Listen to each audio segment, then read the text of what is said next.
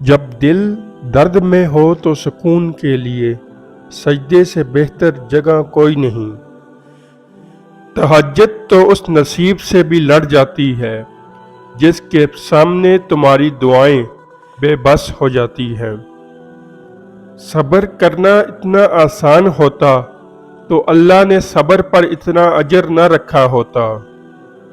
ہر حال میں اللہ کا شکر ہے۔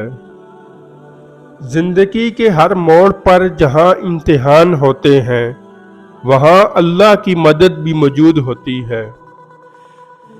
اے اللہ، جو ہمارے مقدر میں نہیں لکھا اس کی کوشش اور تمنا میں ہمیں مبتلا نہ کرنا، اور جو ہماری تقدیر میں لکھ دیا ہے اسے ہمارے لیے آسان کر دینا۔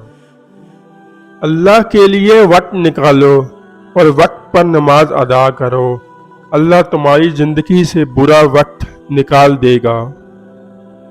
طویل ہے مسافت مگر منزل کا یقین ہے، آزمائش سخت ہے مگر وہ بھی تو رحیم ہے۔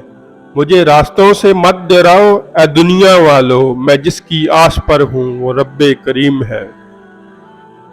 نماز سے نہ کہو مجھے کام کرنا ہے، بلکہ کام سے کہو مجھے نماز پڑھنی ہے۔ پورا یقین رکھو اللہ کی رحمت اور اپنی دعاؤں پر، وہ الحکیم ہے، وہ آپ کے لیے بہترین فیصلہ کرے گا۔ اخلاق بھی رزق کی طرح ہے، اس میں کچھ لوگ امیر اور کچھ غریب اور کچھ انتہا کے مفلس ہوتے ہیں۔ یا اللہ، آزمائشوں کے قابل نہیں ہے ہم، بس اپنی رحمتوں سے نواز دے، آمین۔ رسول اللہ صلی اللہ علیہ وسلم نے فرمایا، نماز سب سے افضل اعمال میں سے ہے، اور فجر کی نماز پڑھنے والا اللہ کی حفاظت میں ہوتا ہے۔ رسول اللہ صلی اللہ علیہ وسلم نے ارشاد فرمایا، رات کو اس وقت نماز پڑھو جب لوگ سو رہے ہوں، تم لوگ سلامتی کے ساتھ جنت میں داخل ہوگے۔ رب سے مانگ کر دیکھو تو صحیح، ایک وہی تو ہے جو حقیقت میں آپ کا منتظر ہے۔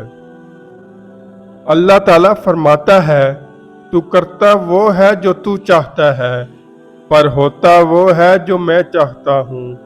تو وہ کر جو میں چاہتا ہوں، پھر ہوگا وہ جو تو چاہتا ہے۔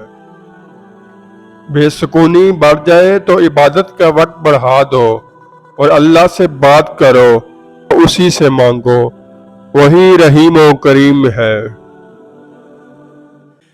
اے اللہ پاک، وہ معاملات جن میں ہمارا اختیار نہیں، جہاں ہم بے بس ہیں، ان میں ہماری مدد فرما اور ہمیں اکیلا مت چھوڑ۔ تہجد اتنی قیمتی ہے، اگر اللہ ہمیں نہ دیتا تو ہم کبھی سمجھ ہی نہیں پاتے اللہ کی محبت کس کو کہتے ہیں۔